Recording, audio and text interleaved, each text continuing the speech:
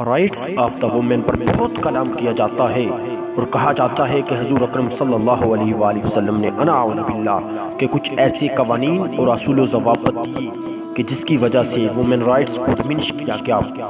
حضور اکرم صلی اللہ علیہ وآلہ وسلم کی آمد سے قبل اگر ہم مختلف معاشروں پر غور کریں،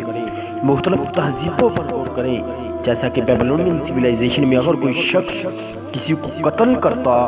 تو بدلہ اس سے نہ لیا جاتا، اس کی زوجہ سے لیا جاتا۔ یہ بیبلونین سویلائزیشن کا ایک حصہ ہے اور یہ ایک تلخ حقیقت ہے کہ اگر کوئی شخص کسی کو قتل کرتا تو اس کو یہ حق حاصل تھا، اگر وہ چاہتا وہ کہتا کہ میری زوجہ کو قتل کر دو، بدلہ میری زوجہ سے لو، تو اسے یہ کہنے کا حق حاصل تھا۔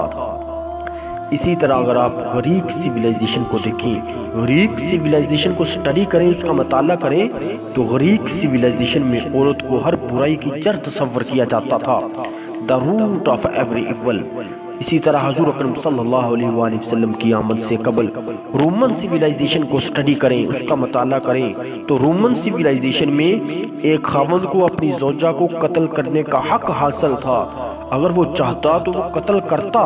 تو کرمنل افینس نہیں سمجھا جاتا تھا کہ اس نے کوئی کرائم کیا ہے۔ ایجپشن سویلائزیشن کی سٹڈی کریں تو وہاں بھی ہمیں یہی ملتا ہے کہ وہ ایک عورت کو شیطان کی سمبل سمجھتے تھے۔ A woman was considered to a symbol of شیطان، کہ شیطان کی علامت عورت کو کہا جاتا تھا۔ افلاطون جیسے لوگ یہ کہتے تھے کہ وہ مین ایک عورت انسان ہی نہیں ہے، وہ عورت کو انسان ہی نہیں جانتا تھا، وہ کہتا تھا کہ انسان کی خدمت کے لیے بنائی گئی ہے۔ اور پھر عرب سویلائزیشن میں دیکھیں، عرب سویلائزیشن کا مطالعہ کریں کہ جس کو اللہ رب العزت بیٹی جیسی عظیم نعمت عطا فرماتا تو وہ اپنی بیٹی کو ہی زندہ درگور کر دیتا تھا، زندہ دفن کر دیتا تھا۔ لیکن ایسے معاشرے میں، ایسے تہذیب سے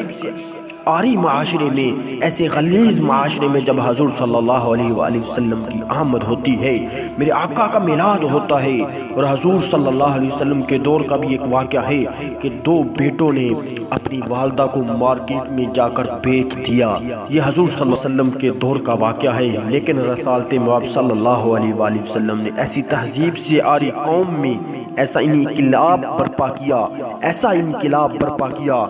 ایسی ریولوشن پیدا کر دی کہ وہی لوگ جو منڈیوں میں اپنی ماؤں کو بیچ دیتے تھے، ان کے دلوں میں یقین پیدا ہو گیا کہ میری ماں کے قدموں میں میری جنت ہے۔